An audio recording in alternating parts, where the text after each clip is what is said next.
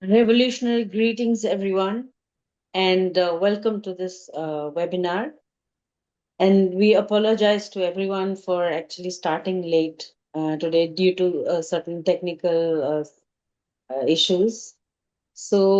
Welcome to our webinar, which is called "The Unbroken Behind Bars: Palestinian Political Prisoners, the Zionist Death Penalty Law, and the Continuing Struggle to Free the Land and the People." Before we begin, we will first explain how to use the language interpretation. We will have one speaker who will speak in Arabic. For English speakers, you will need to select English in order to access interpretation. Uh, you can click the globe icon at the Zoom menu bar at the bottom of your of your screen in order to activate. But I think this time the whole thing will be in English. And if you do not actually see it, then you may need to click the three dots that are in the right side corner, which is titled More on your menu to find the option. The screen is currently showing what to click on to access this. Unfortunately, there is an issue with our Zoom account language features, and Arabic is actually listed as Indonesian. But today, the program will only be held in English. For other house rules tonight, this event is being conducted in a webinar format in which only speakers will be able to use their microphone. We encourage you to put questions in the question and answer box or the general chat, which we will post to the speakers during our question and answer portion at the end. We encourage you to share your name, your organization, and where you're watching this from, as well as any other message you'd like to share for the speakers and other attendees. We only ask that you please keep your comments respectful of the speakers and other Zoom attendees. We're also live streaming the event, and we encourage you to share it on your social media and with your friends, contacts, and members of your organization. We will also monitor questions that come in from the social media feed. And this webinar will also be recorded and posted via the ILPS web platforms when finished, including on the Fight Back Fascism website, but no participants' names will be shown. This webinar is being organized by the International League of People's Struggle, the largest anti imperialist and democratic alliance of people's organizations across the world. You can learn more about the ILPS by visiting peoplestruggle.org. We will be sharing now in the chat the ILPS link tree, where you can find access to our website, social media, recent statements on significant political issues, and information on other resources and upcoming events. Please visit the link tree to see all of these. Okay, so now let's get started. As you all know, today is Palestinian Political Prisoners Day, a day in which we express our indignant outrage and unconditional solidarity with the thousands of Palestinian prisoners being held by the Zionist entity of Israel. Since 1967, over 1 million Palestinians have been detained by the Zionist occupiers, and as of today, there are over 11,000 Palestinian prisoners, a number more than doubled after October 7, 2023. Of these, at least 79 are women and at least 360 are children. With over 20% of Palestine's population seeing the inside of a jail cell and the illegal occupation's policy of trying Palestinians in military courts instead of judicial ones, the struggle for a free Palestine is intertwined with the fight for the rights of political prisoners. Because of the complete lack of due process offered to Palestinians in Israeli military courts, every Palestinian imprisoned is effectively a political prisoner. Palestinian prisoners face systematic abuse in Israeli prisons, making them akin to torture camps. This includes beatings and intimidation by prison guards, hypothermia from freezing cold cells, starvation, deprivation of medical care, solitary confinement, and death threats against family members and loved ones. A common repressive tactic by the occupation to increase the number of Palestinian prisoners is so-called administrative detention, in which Palestinians are held without a charge or trial for an indefinite amount of time. Anyone can be held arbitrarily while the Zionists take the time to devise a false charge against them after the fact. At least all of one third of all prisoners are in administrative detention. 99.76% of the Palestinians detained are found guilty in Israeli military courts. This fact is made all the more alarming with the recent passing of the Zionist death penalty law for Palestinian prisoners. Inherently racist and genocidal in its nature, the law, officially named Death Penalty for Terrorists Law, only applies to Palestinians and not Jews with Israeli citizenship, making it the only such law in history to distinguish by race since Nazi Germany's Jewish extermination laws. It gives the state the right to kill any Palestinian prisoner convicted of killing an Israeli citizen, leaving the state to decide what constitutes this crime at its own discretion.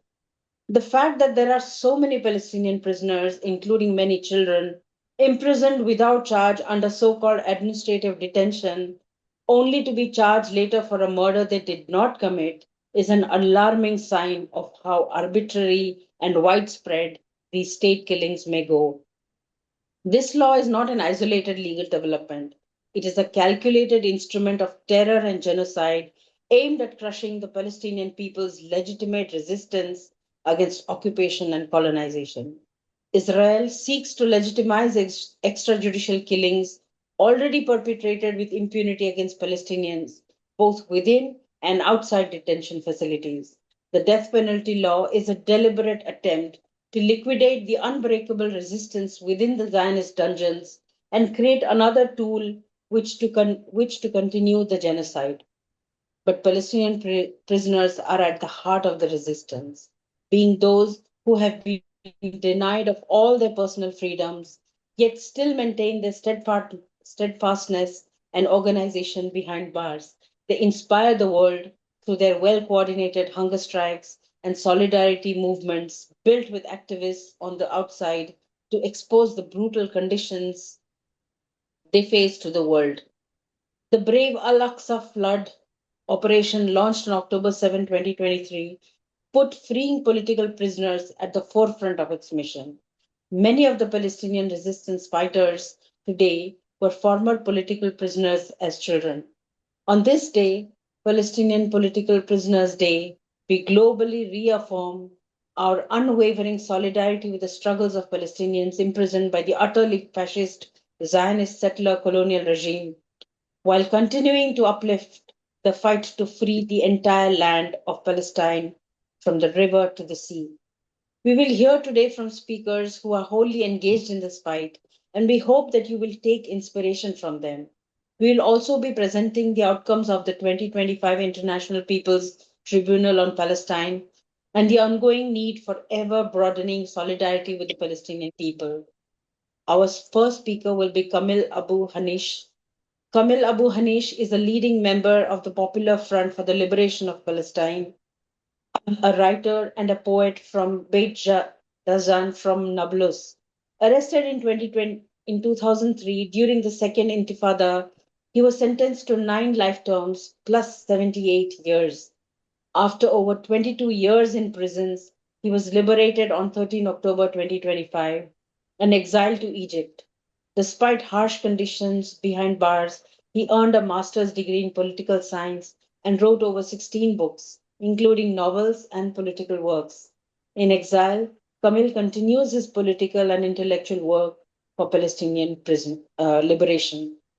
Over to Kamil. Thank you.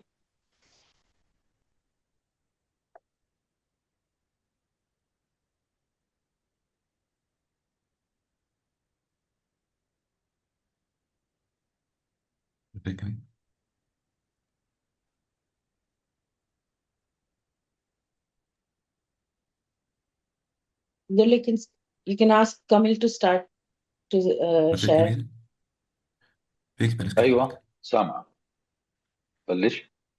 بلش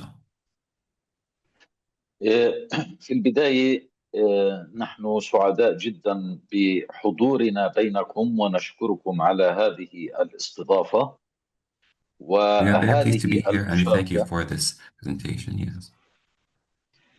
وهذه المشاركة في إحياء يوم الأسير الفلسطيني هي تعبير عن الحس الإنساني والأخلاقي لدى الكثيرين في أنحاء هذا العالم. This participation in the World Day for Palestinian Prisoners is a true expression of solidarity with the people of Palestine. لمشاركتنا في الدفاع والنضال من أجل حرية أسرانا البواسل في سجون الاحتلال ورفع الظلم عنهم الذي يتعرضون له منذ أكثر من سنتين على أيدي السجانين الإسرائيليين.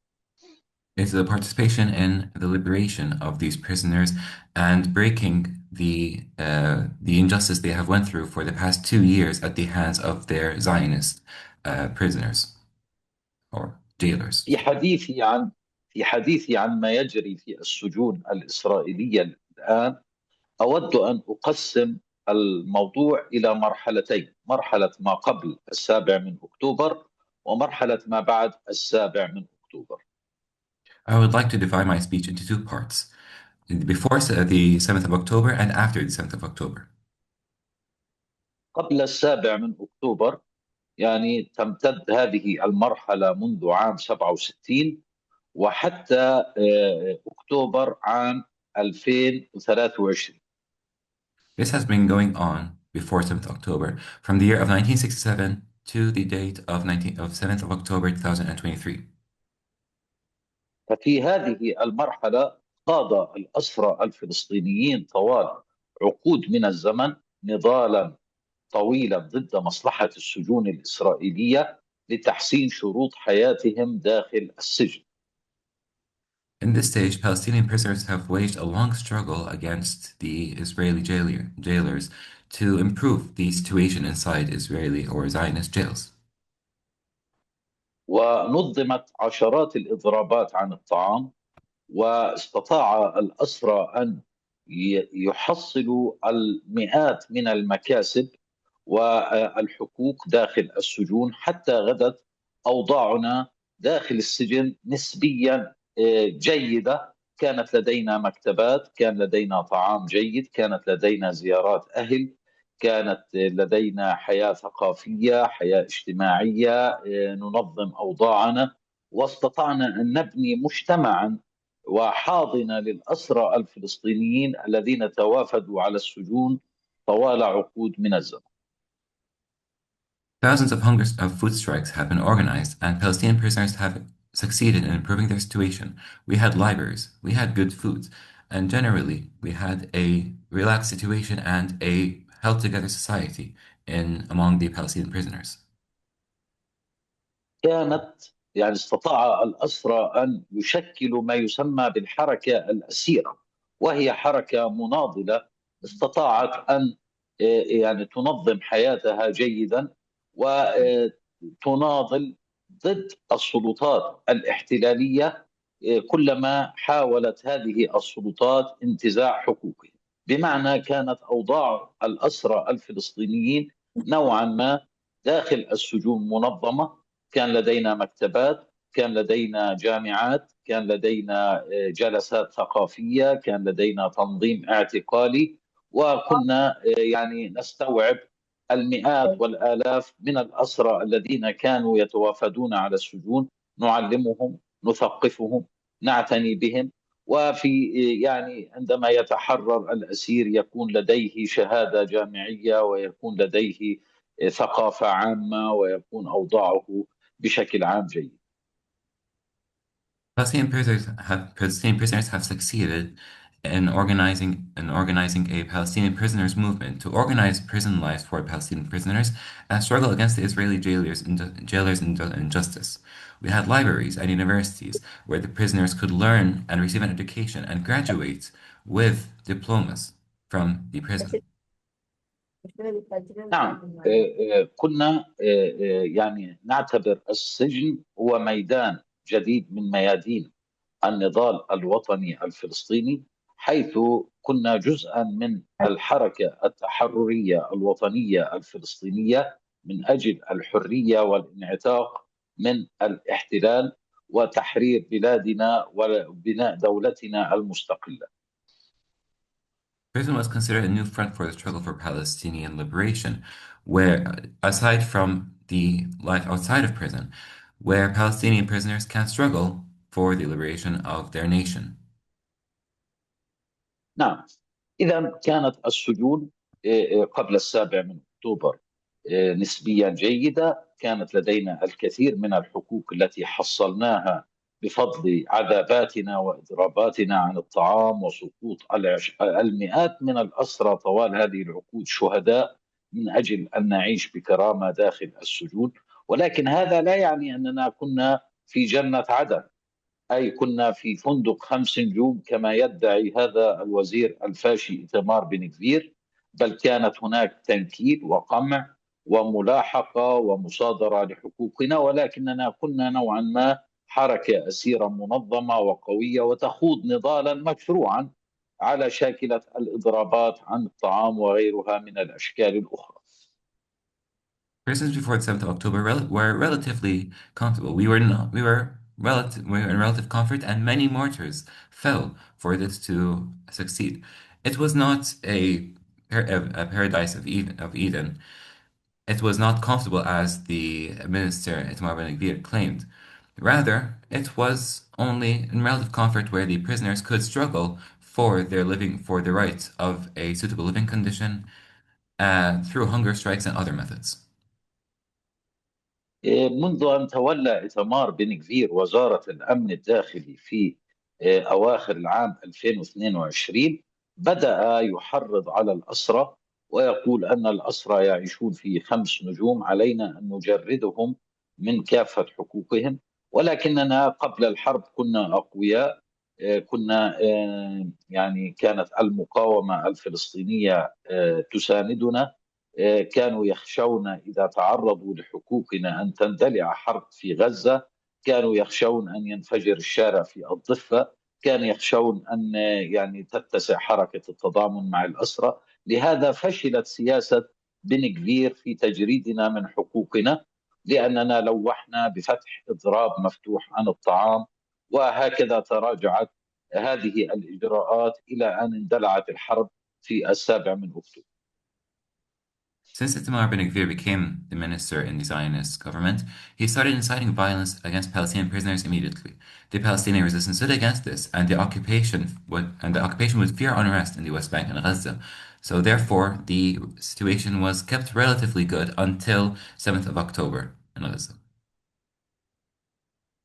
ولكن بعد 7 أكتوبر انقلبت الأوضاع رأسا على عقب، حيث بدأت مجموعة كبيرة من الأشكال التي بدأت يعني على شكل اعتداءات قوية يعتدي فيها السجانون على الأسرى الفلسطينيين بشكل لم يسبق له مثيل وبشكل لم نألفه نحن كأسرى فلسطينيين. وكانت هذه الإجراءات هي امتداد للمذبحة والإبادة التي شنها العدو الإسرائيلي على شعبنا في قطاع غزة وفي الضفة الغربية وفي كل مكان. After the 7th of October, the situation turned 180 degrees, where the situation devolved into direct violence against Palestinian prisoners in a way unseen before. And this was an extension of the violence practiced against Palestinians outside the prison in Gaza and to some degree the West Bank. وأود أن ألخص هذه الإجراءات والسياسات التي اتبعها السجانون الإسرائيليين بإيعاز كامل من الحكومة الإسرائيلية وعلى رأسها بن كفير. I would like to summarize these policies from the Israeli jail policies and, to be precise, the Minister Itamar Ben Gvir.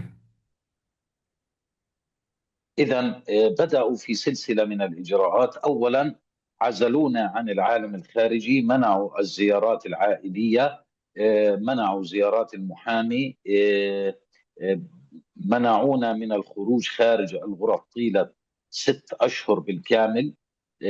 كانت هناك يعني صادروا أجهزة يعني الأجهزة الكهربائية والتلفاز والراديو والصحف والكتب وكل شيء، وبدأوا بتجريدنا من كل حقوقنا. صادروا كل شيء داخل الغرف، ولم يبقى لدينا سوى فقط الفرشة على يعني فرشة الأسير وغطاءه فقط لا غير.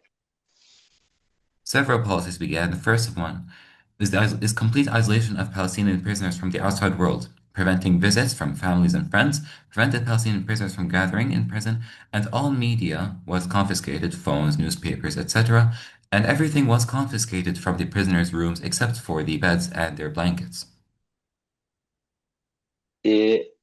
السياسة الثانية التي انتهجوها وهي أخطر، وهي سياسة التجويع، حيث لم يعد يقدم للأسير الفلسطيني أي طعام، حتى الحد أقل من الحد الأدنى من الطعام، وكان طعاما بائسا من حيث الكم والنوع.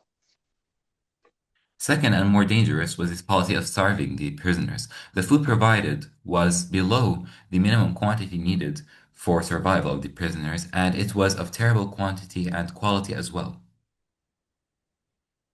ثانيا يعني كانت الغرف تتسع فقط لستة أسرى، ومع تزايد الاعتقالات أخذوا يزجون بالعشرات أو الآلاف من الأسرى داخل السجون، حتى غدت الغرفة بها 12 أسير أو 15 أسير، ويقدم طعام الذي بالكاد يكفي لشخص واحد يقدم ل15 أسير. In addition, the rooms or the cells only had room for 6 prisoners, and tens of the Palestinian prisoners were crammed into these rooms. So we're talking about around 12 to 15 prisoners, and the food provided, which is only enough for barely one person, mind you, was supposed to be shared among 15 prisoners. ثالثا يعني الاكتظاظ وانعدام المواد التنظيفية داخل السجون أدت إلى انتشار الأمراض الجلدية بشكل واسع في السجون، وهذا كانت يعني تحت إشراف عيادات السجن التي كانت معنية بانتشار هذه الأمراض، والتي أدت إلى وفاة العشرات من الأسرى. Thirdly, the crowding and lack of cleaning and sanitation in these prisons led to the spreading of many diseases and illnesses among the prisoners under the supervision of the medical staff in the prisons, which led to the martyrdom of tens of prisoners, if not more.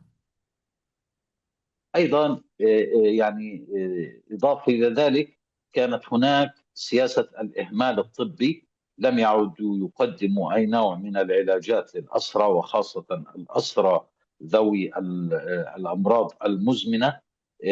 عدم الاهتمام الطبي بهؤلاء الأسرى وبغيرهم أدى إلى وفاة عدد من هؤلاء الأسرى داخل السجون، وأبرزهم وليد دقة وآخرين. Moreover, the policy of medical neglect affected many prisoners with chronic illnesses and many others indeed, including or more in the front of them is the martyr prisoner Walid Abu Daqqa, who passed away from cancer in April of 2024 due to the أما policy of الشكل medical neglect. الخامس أما الشكل الخامس من هذه الاعتداءات وهو الأخطر، وهو التنكيل المعنوي والجسدي، حيث كانوا يداهمون الغرف بشكل مستمر. يدخلون عشرات السجانين الملثمين والمقنعين، يحملون الهروات والأسلحة النارية والمسدسات الكهربائية والغاز، ويقوموا بالاعتداء على الأسرى بضرب وحشي، وأيضا يقومون بشبحهم لساعات في تحت أشعة الشمس أو في البرد القارس. كانوا هذا الطريقة في الاستفزاز أدت إلى وفاة عدد آخر من الأسرى بسبب الضرب الوحشي، وأيضا أدت إلى تفاقم الأوضاع النفسية لدى الكثيرين بسبب هذه التنكيلات المستمرة. حيث دخل الكثير من الأسرى في حالة اكتئاب نفسي كحالة الأسير العجوز الذي تعدى 70 سنة من عمره، محمد أبو عرة، الذي اعتدي عليه بالضرب ودخل بعدها باكتئاب نفسي أدى إلى وفاته بعد أيام. The fifth policy is the physical and psychological torture. Carrying batons and tasers, the Israeli jailers would beat Palestinian prisoners, and many prisoners were martyred due to this torture. And also, many prisoners were left in the sun for long hours, which was a form of psychological torture that affected many of the prisoners and only made their psychological condition even worse in regards to their mental state. In addition, it is important to note that many prisoners were martyred by this method as well, including Muhammad Abu Arra, who was beat severely by the Zionist jailers and died or was martyred a few months later as a result. وفي الختام أود القول أن يعني بعد تحررنا زادت هذه الإجراءات التعسفية ضد الأسرى. هنالك هجمات يومية، هنالك تنكيل على مدار الساعة. بالأمس قبل أيام اعتدي على القائد مروان البرغوثي بطريقة وحشية أدى إلى نزيف، يعني دمه بدأ ينزف وكسر عدد من أضلاعه. أيضا كمل بعدين. Finally, after the Palestinian prisoners are liberated, these policies only became worse, with torture around the hour for the prisoners still in jail. And to mention, a few days ago, the Palestinian leader and prisoner Marwan Barghouthi was beat, and that led to a hemorrhage in his brain and many broken ribs. قبل أيام أقر الكنيسة الإسرائيلي قانون الإعدام العنصري الذي يطبق فقط على الفلسطينيين ويستثني اليهود المجرمين من هذا القانون. A few days ago, the Zionist and racist death penalty law against the Palestinian prisoners was confirmed, which would only affect the Palestinian prisoners and not those who are Jewish or Israeli.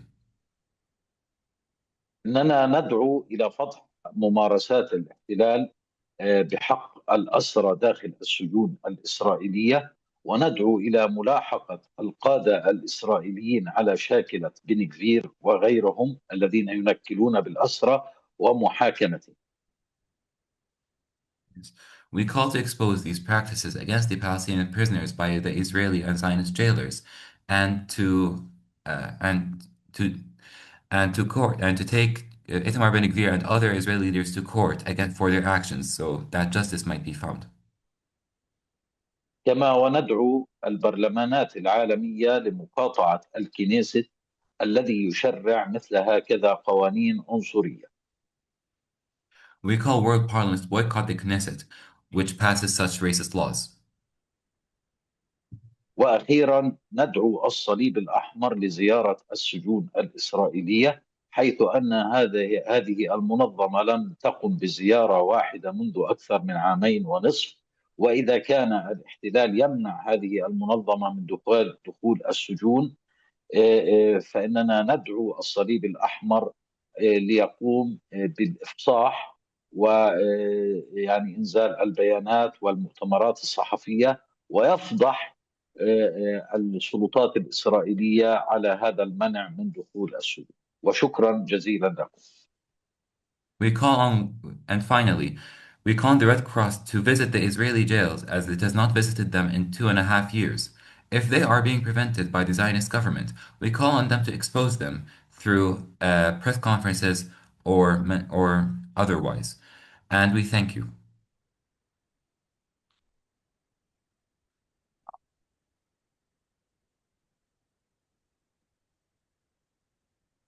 أنا أنهيت. شكرا لكم. Yes, we have تحياتنا finished. لكم بهذه المناشطة. Thank you, and we salute you. Thank you, Kamil, and thank you, Abdullah.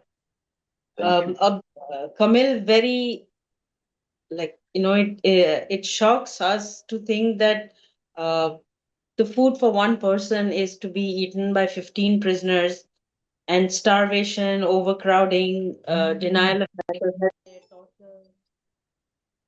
torture are some of the few things that Kamil shared with us.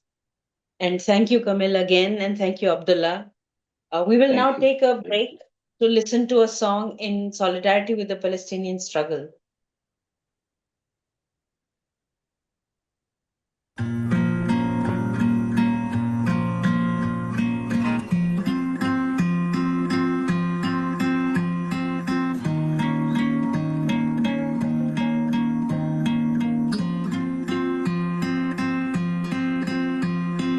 ينقص في سلاحف بحرية، يقتل حيوانات بشرية. تلك قضية وتلك قضية. كيف تكون ملاكا أبيض يبقى ضميرك نص ضمير، تنصف حركات الحرية وتنصف حركات التحرير، وتوزع عطفك وحنانك عالمقتول حسب الجنسية. وتلك قضية وتلك قضية. كيف تكون إنسانا راقي ومطابق للاشتراطات، كل كلامك لابس واقي وبتحضن كل الشجرات، بتقول عالبواب الحارس جنبك جيش بيد مدارس، وأما بتقفش نفسك لابس دم تقول الكل ضحية. وتلك قضية وتلك قضية. كيف أصدق هذا العالم لما بيحكي عن الإنسان؟ شايف أم بتبكي ضناها علشان مات في الغار جعان، ويساوي المقتول بالقتل بشرف ونزاهة وحيادية. وتلك قضية وتلك قضية.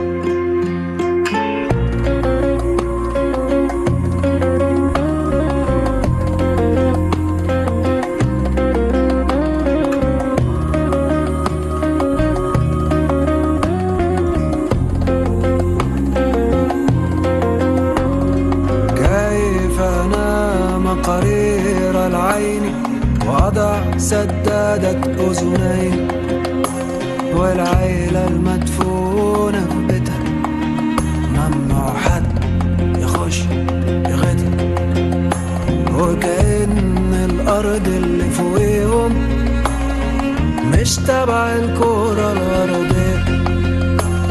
وتلك قضية وتلك قضية.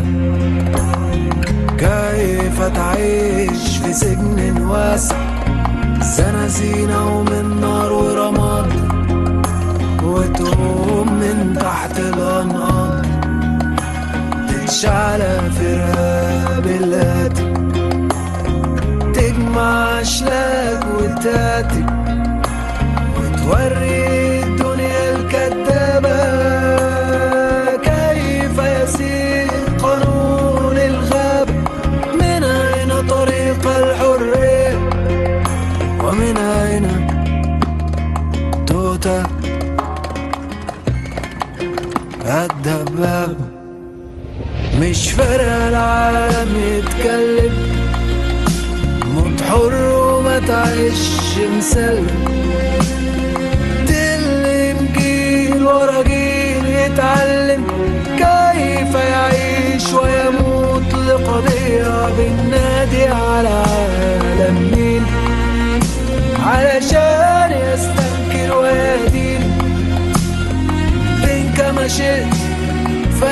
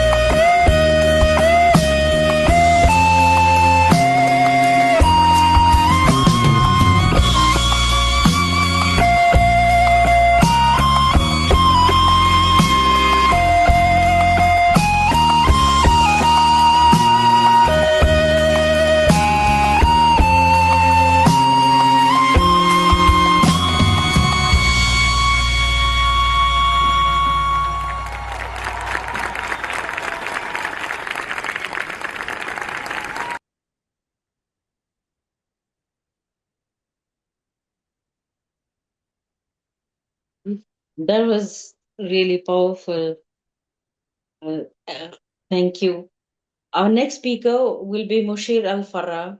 Musher is a journalist and filmmaker, originally from Khan Yunis in the Gaza Strip. From 2020 to 2023, El Farah was working on a documentary film about the suffering of the Palestinian fishing community at the hands of the Israeli Navy. He was a witness in the International People's Tribunal on Palestine, where he testified on the atrocities he witnessed during the 5 weeks he was in Gaza immediately after the 7th of October. Over to Moshe. Thank you very much, and I'm honored to be with you and with Camille as well, as one of our heroes, I would say. I will start by talking about the lie that is the ceasefire in the Gaza Strip, because this is really important for people to remember that since October the 4th, killing of the Palestinians is continuing, although on a smaller scale. But if you think over 1,200 Palestinians were killed during the so-called ceasefire, then it isn't a ceasefire. And I will remember, or I'll mention it, share with you people I know.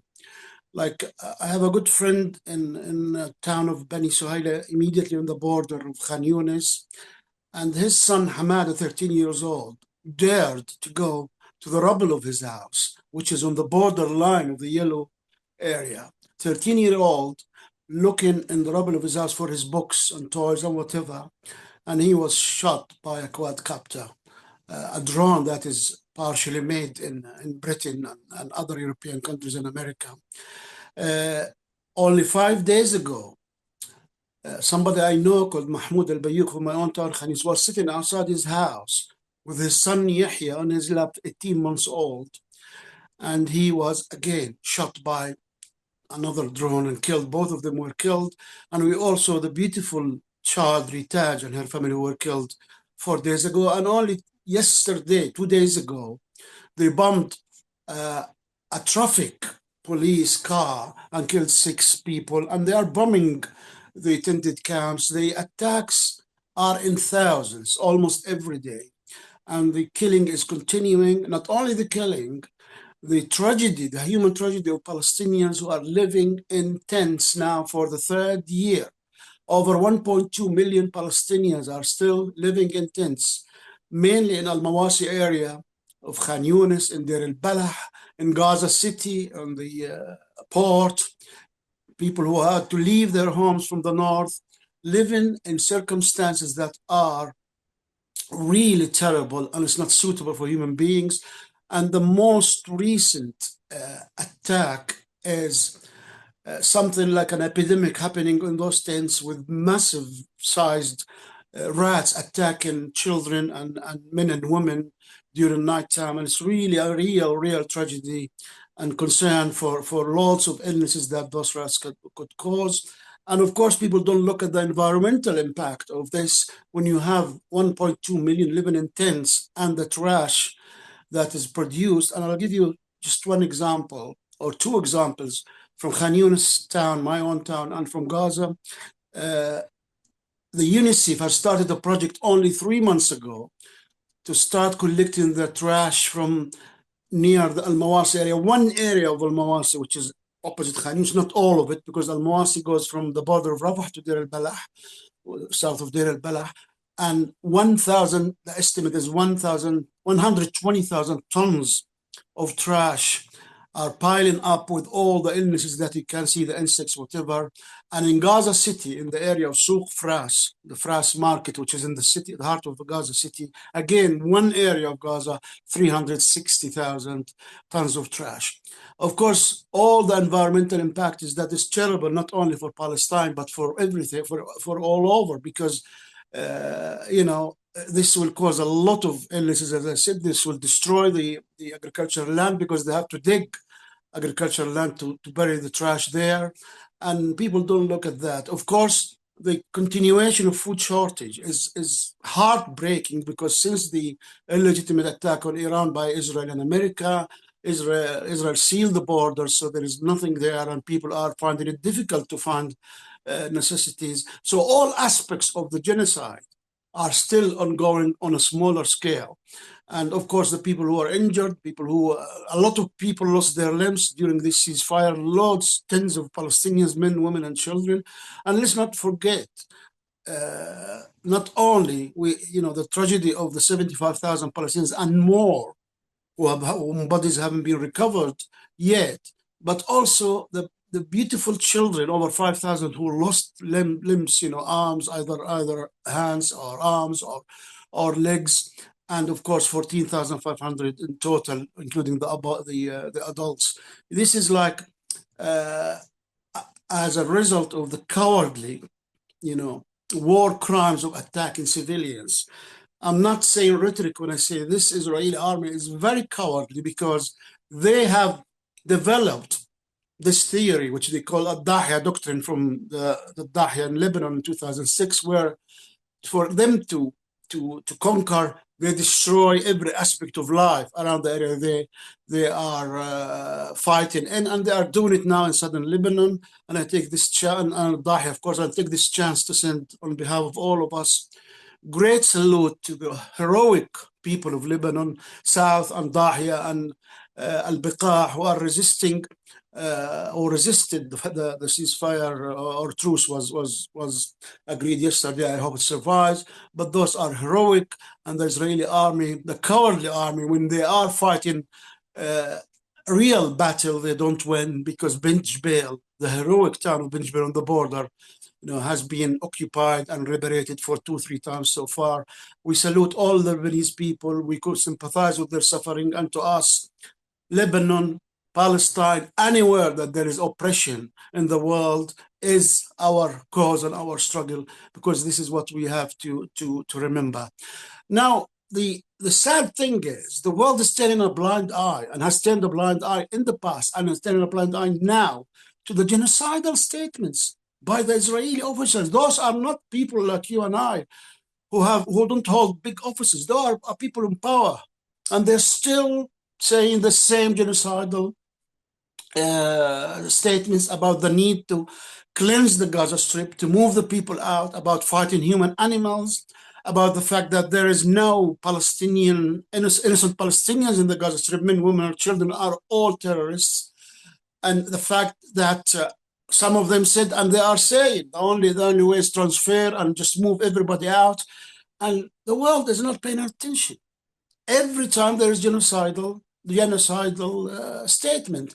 And Ben Gvir was mentioned by Camille, and the fact that he appeared celebrating with another member of the Knesset next to him carrying a syringe, which is like celebrating the fact that they're gonna inject Palestinians and kill Palestinian political prisoners in this racist, way that is only, as was said clearly, designed for the Palestinians, is a crime, and the world is not doing anything. The ICC, of course, the ruling of the ICC is not taken into consideration, and we know why, because Israel acts with impunity. Israel acts with impunity of the support of the American administration, with that war criminal on top of it, Donald Trump, and the reluctance of the European Union to take serious stand on the issue of Palestine against Israel. I mean, and that reflects the hypocrisy and the racism, the supremacy of leaders in the European Union, because they don't see Israel as it's a bad guy, but he's our bad guy and they can improve. They don't see it as a country which has committed genocide ethnically, not only since the 7th of October, but since 1948. All our lives are, experiences of the Israeli atrocities since 1967 and before, since 1948, but the world is not taking any stand. And that's why it is upon us to work hard on trying to find and develop alternative media channels to counter the mainstream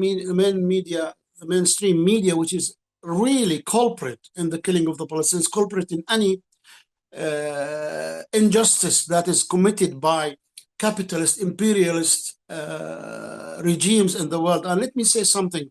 I'm really we should work on two fronts, or more than two fronts. First of all, we should really fight strongly the attempts by the Zionists and their allies in the West of conflating the Palestinian cause with the so-called Islamic fundamentalism, because that's the card they are playing, and that's the card they are trying to push along racist, lines among the right in Europe, and we are seeing it here in Britain and seeing it in Europe clearly, of the racists, how they are attacking the pro-Palestine movement with confusion, conflating it with the Islamic, so-called Islamic fundamentalism. The second thing is we must fight, go on the offense, not on the defense. When we are accused falsely of anti-Semitism, we should go on the offense, because we know ourselves. We know that we are not anti-Semitic. We know that we never were anti-Semitic, and we should go on the offense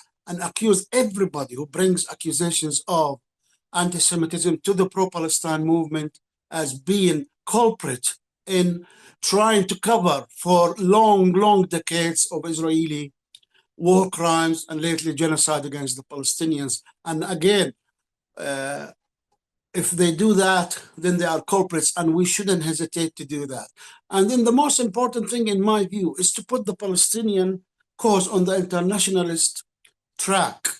The Palestinian cause is one of many, because let me just say briefly, I have a belief, and I strongly believe in the fact that the same forces, evil forces that are fighting and targeting the Amazonian fishing community in Brazil for the sake of cutting trees for timber and mining for gold, moving tribes and burning the villages, whatever, they are the same forces that are oppressing the African people in diamond mines and in coffee exploitation, etc. They are the same forces that are exploiting Asian people in the textile industry and other issues, and they are the same people who are oppressing the European people.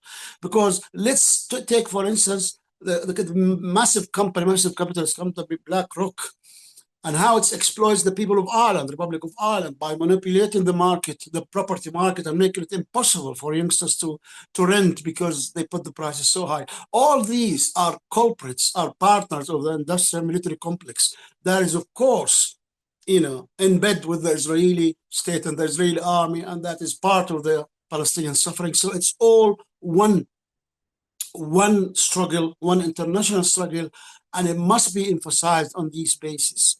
Palestine is just one place. It's the spearhead, but it's the same forces. Anybody who seeks justice in the world, Palestine is the title, Palestine is the flag. It's not only for Palestinians. It's not a piece of land. It's an idea of fighting oppression, idea of fighting exploitation, idea of fighting capitalism and consumerism, and we should press on that in all our activism.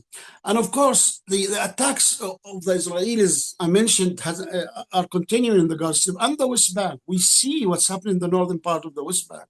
Horrific attacks by very, very ultra-Zionist settlers who are attacking villages, burning houses, cars, shooting at people, burning their crops. And again, the world is just in a shy way criticizing, not imposing sanctions on this government, which is allowing those settlers.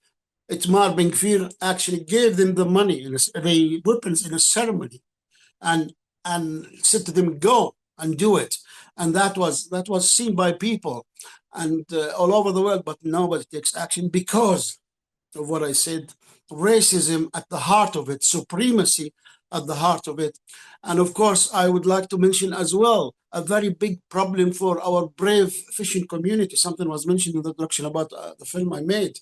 Until now, I receive reports on almost on 2 days basis, attacks every day on Palestinian fishermen when they are trying in rowing boats, for goodness sake, at 150 meters from the shore to fish. They attacked and they injured them. 6 people were killed during the last 6 weeks, and many more were injured. And so far, 232 fishermen were killed since the start of the genocide. So I want to finish by saying we should all unite. We should all push against, campaign and struggle against exploitation everywhere. And we should be very strongly believing that we are standing for justice, we should hold our heads high and say, we are fighting for Palestine, we are fighting for global justice, we are fighting for freedom everywhere, and that's how would we continue, and we will not surrender at all for any frustration, any feeling of defeat. No, not at all. The mainstream media, they want us to believe that. The governments, they want us to believe that. And we must, as I said, put our foot down and think that we will not be defeated. We'll continue as long as we are alive to campaign for justice and continue to fight for a free Palestine, just Palestine, and to bring those war criminals, the likes of Benjamin Netanyahu, Yoav Gallant, and even people before, Ehud Olmert, who's pretended to be a peace man, and he presided over a massacre in the Gaza Strip that killed 1,600 people. Tzipi Livni, Dan Almog, Moshe Alon is in court. All of these names are war criminals. And if we cannot, we must make sure that everybody knows that they are war criminals, that they are targeted wherever they are until justice happens for Palestine. Thank you so much for inviting me. And I'm really honored to be among you. And I hope that we will continue with our heads held high, continue with a lot of enthusiasm to believe that we are fighters for global justice, for international justice, not only in Palestine, but everywhere. Thank you so much. Thank you, Moshe. That was absolutely powerful. And thank you for reminding us that the genocide in Gaza continues despite the ceasefire, and also to calling out to all of us to actually expose the attempts of conflating the Palestinian liberation movement with the Islamic fundamentalism, or the attempts to label the Palestinian liberation movement as anti-Semitic. Thank you for bringing to attention the need for actually internationalizing, globalizing the Palestinian liberation cause, and also to highlight that we are very often talking about the Zionist occupying state of Israel and its army, but we very often tend to forget to sideline the ultra-nationalist, ultra-Zionist Israeli settlers and their violence, and how they are protected by their Israel army, and they continue to occupy lands and clear villages, burn villages with absolute impunity. So thank you very much, Moshe. And as part of Moshe's tireless work of exposing the horrors of the Israeli occupation and genocide, and showcasing the heroism of everyday Palestinians in resisting this Holocaust, he spoke as a witness at the Right to Resist International People's Tribunal on Palestine in November 2025, held in Barcelona.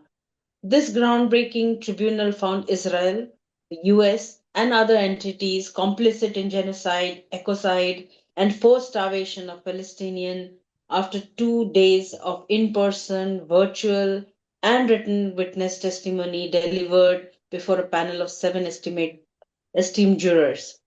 A testament to the unbreakable will and steadfast resistance of the Palestinian people, the International People's Tribunal on Palestine honored and asserted in many ways the just struggle of the Palestinian people against the Zionist occupation and genocide.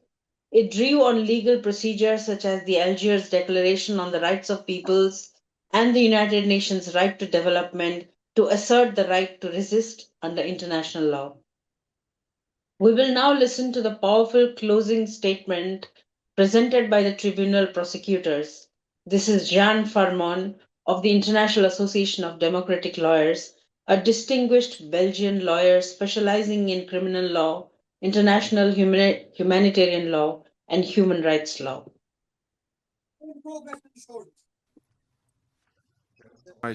Ecocide, educide was mentioned, and it's extremely difficult to find the right terminology to describe what we have heard.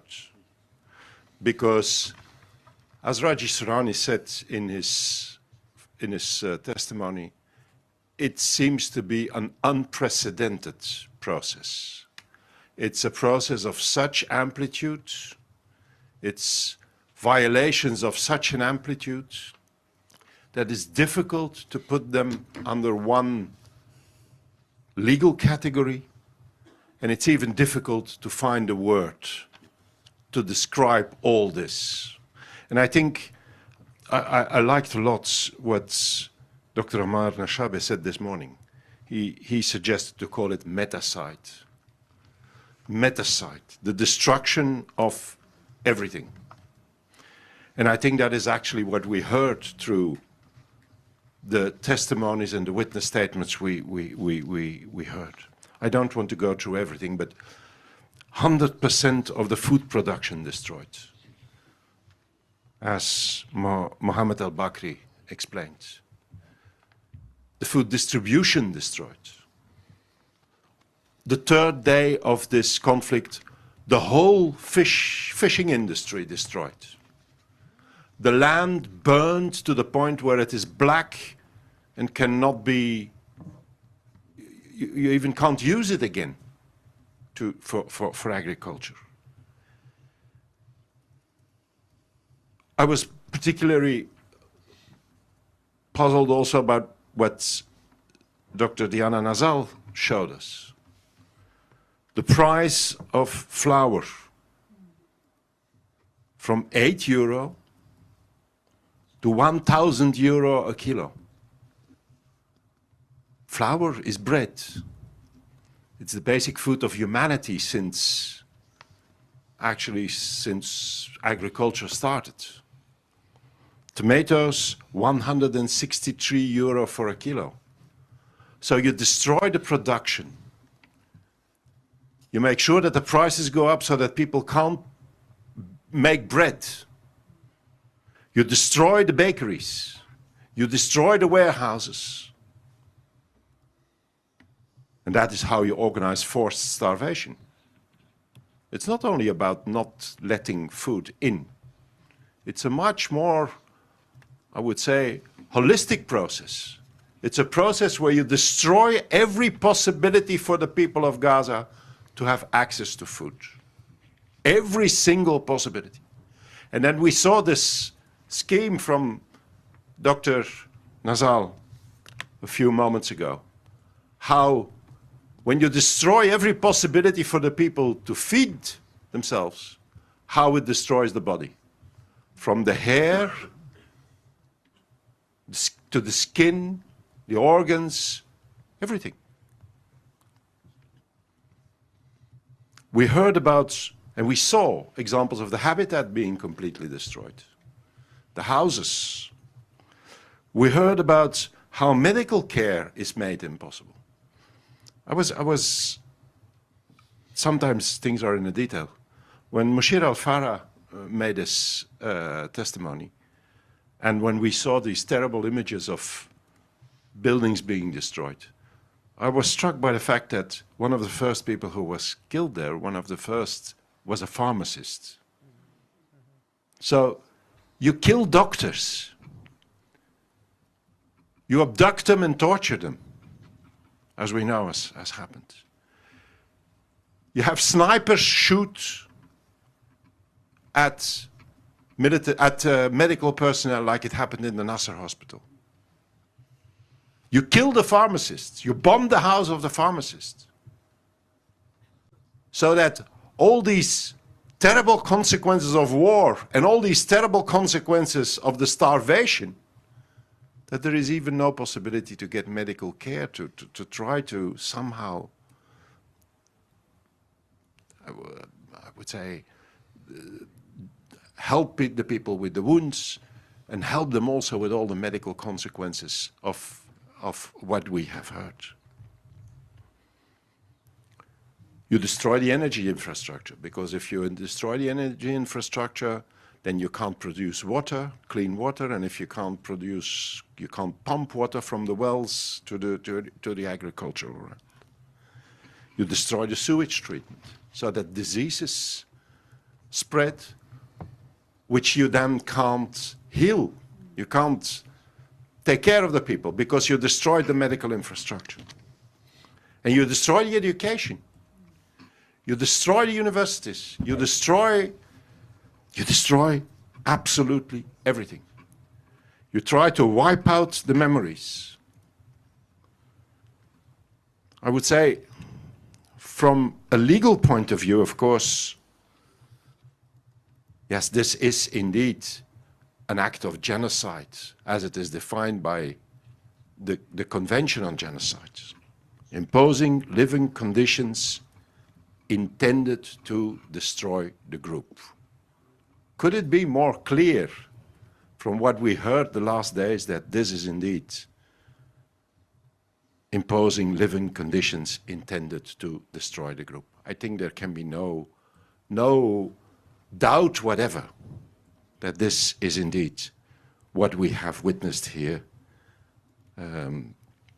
in these 2 days. But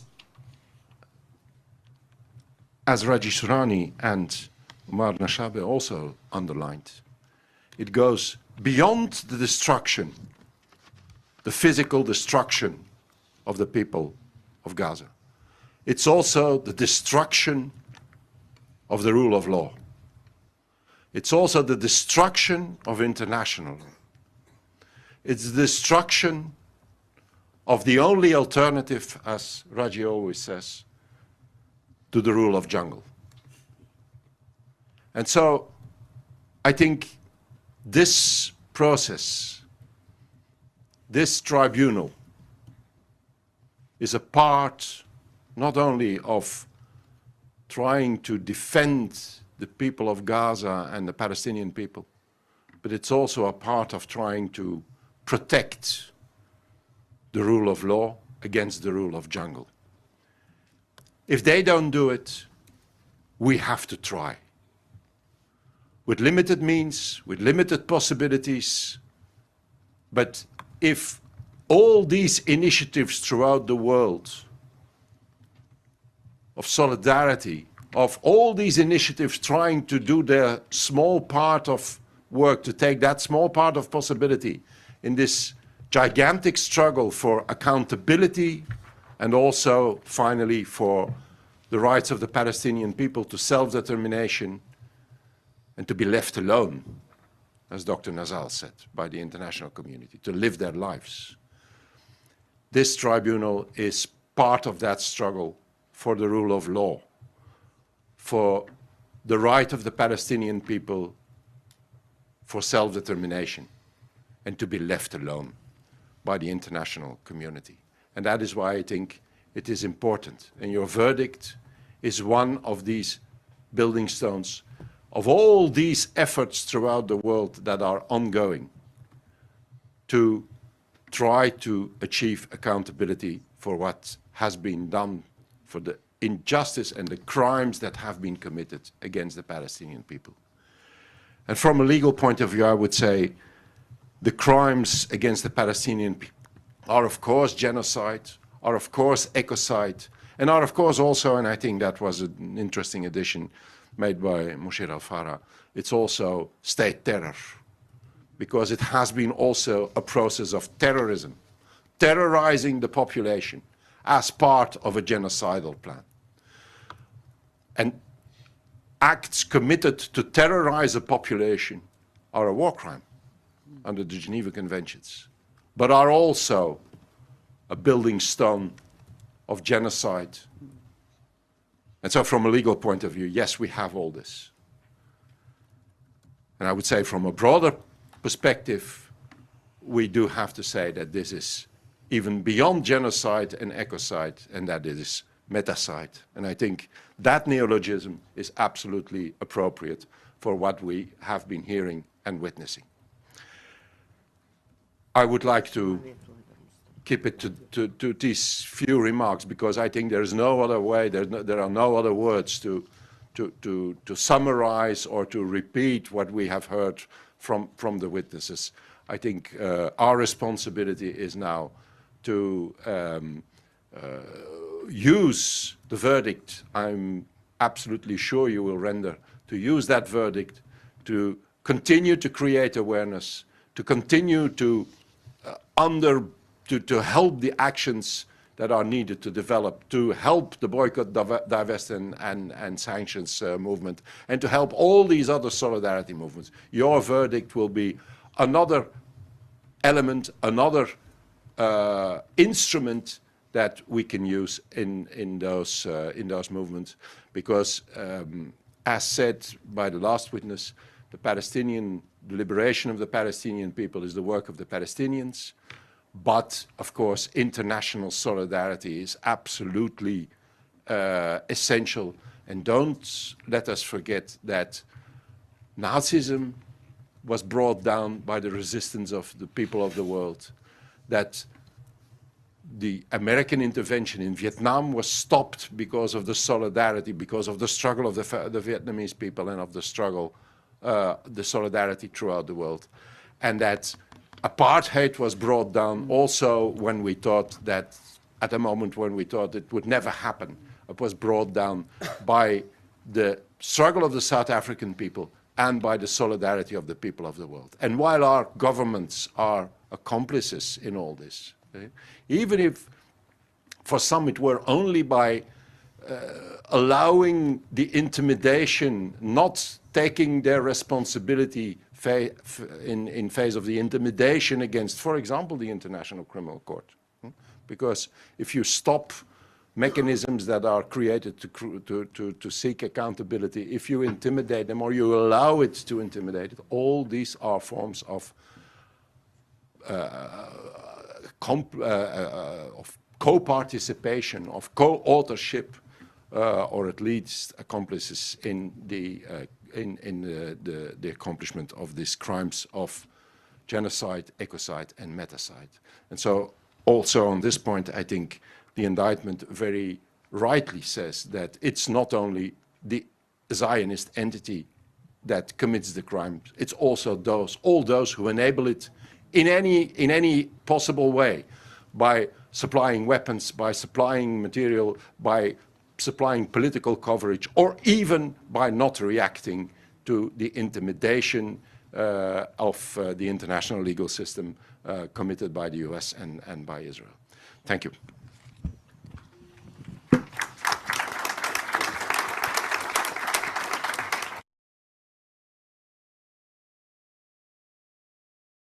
I was just going to say thank you, Jan. But from Jan's, closing statement, one is really, one calls to attention that what he says that, the starvation, it's not just ecocide, genocide, it's metacide, and it really calls for the annihilation of the Zionist occupying state of Israel. And very rightly, he says that we have to reiterate the need to end the occupation, to uphold the Palestinian liberation cause, and uphold their right to resist as well as the right to self-determination. And I am reminded that till Palestinians are free, no one is free. And also, I echo his call for recognizing the importance of people's international solidarity. And that's what I think this webinar also would like to stand by and call for the strengthening of global solidarity for the Palestinian people and their cause for liberation. To talk more about the International People's Tribunal on Palestine and how we can continue building broad solidarity for action and advocacy for Palestine, we will now hear Rhonda Romero, Vice Chair of External Affairs for the International League of People's Struggle. Over to you, Rhonda. Thank you so much, Sharanya. It is really an honor for ILPS to conduct this webinar with our two courageous speakers before me, Camille and Mushir. Your words really remind us of how critical the fight for a free Palestine is to any who aspire to end imperialism once and for all. You inspire us to strengthen our commitment to taking action in solidarity with the Palestinian people's struggle for liberation. And it was this commitment which initially inspired the conduct of the International People's Tribunal on Palestine by the ILPS, and with our co-organizers, the International People's Front, the People's Coalition on Food Sovereignty, the Arab Group for the Protection of Nature, and with the cooperation of the International Association of Democratic Lawyers and Palestine Land Studies Center, and over 240 endorsers around the world. We conducted Right to Resist, the Palestinian people versus the Zionist occupation and the U.S. government, an International People's Tribunal on the U.S.-backed Zionist occupation's war of forced starvation and ecocide in Palestine in Barcelona on November 22 to 23, 2025. But the tribunal was more than a trial that took place over 2 days in Barcelona. At its core, the tribunal was a political act aimed at movement building and manifested in a year-long campaign of solidarity with the Palestinian people, struggling for an end to the ecocide and genocide being committed against them, and exercising their right to resist and fight for the freedom of their beloved Palestine. In the year leading up to the tribunal in Barcelona, the campaign served as a platform for education. This included educational sessions which delineated the history of Palestine and the Zionist occupation, explained what ecocide is, what is meant by the right to resist, what it means to respect and act in solidarity with the right to self-determination. This also included educational materials, both printed and electronic, that expounded on the aforesaid issues and could be disseminated in schools, communities, workplaces, trade union halls, and any and all places where people gather. In the lead up to the tribunal, the campaign also served as a platform for research and documentation, as the victims, survivors, eyewitnesses, and advocates devoted days and days to recount, research, document evidence of the crimes of ecocide, forced starvation, destruction of historical sites and cultural heritage, and the genocide committed by the U.S.-Israeli regime against the Palestinian people and the very land of Palestine. In Barcelona last November, the tribunal itself served as a platform for victims and advocates and their organizations, where they could freely and securely present their narrative and experience through vivid testimonies about neighbors' bodies torn apart by bombs, about children shot and killed or permanently injured, about the barren wasteland where farms once stood, about the complete cutting off of food aid, the destruction of orchards, fishing boats, irrigation systems, greenhouses, schools, hospitals, the poisoning of water wells, and the rendering of Gaza an environment no longer suitable for human life. 7 jurors from 7 countries and over 150 attendees heard the witness testimonies and additional evidence presented by an international team of prosecutors during the 2 days of the tribunal. At the end, the jury deliberated on the evidence and issued its guilty verdict, concluding that Israel bears primary and direct responsibility for genocide, ecocide, and forced starvation. The United States, the United Kingdom, France, and Germany, among others, bear complicit responsibility, having provided indispensable cooperation that materially enabled and politically protected the commission of these crimes. And their actions and omissions substantially contributed to the continuation, escalation, and impunity of the genocidal and ecocidal campaign. Guilty, unanimously.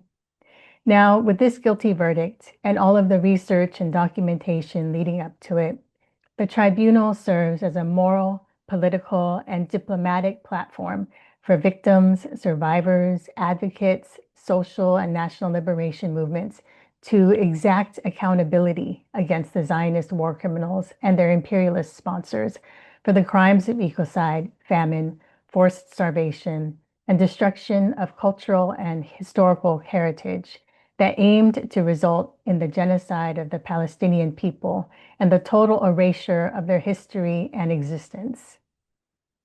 The tribunal's proceedings capture in meticulous detail emblematic cases of the very crimes, injustices, and indignities that the Palestinian prisoners held in Zionist jails have been fighting against and sacrificing their lives for, as Camille described. In the face of the current bogus ceasefire and the sham Board of Peace that is hell-bent on imposing the peace of the graveyard on Palestine, Palestinian prisoners and all the Palestinian people continue to struggle for self-determination and a complete end to the longest military occupation in modern history. On this day, Palestinian Prisoners' Day, we present the tribunal as a platform for unequivocally upholding the legal, moral, and political justification for the Palestinian people to persist in fighting to end the Zionist occupation and for the full liberation of Palestine, while calling on the people of the world to continue our solidarity with this fight. The tribunal outcomes cannot be ignored, and they demand that we use them for sustained solidarity with the Palestinian people. The tribunal has produced tools to support education, advocacy, and action, which can be accessed on the tribunal website at internationalsolidarity.org.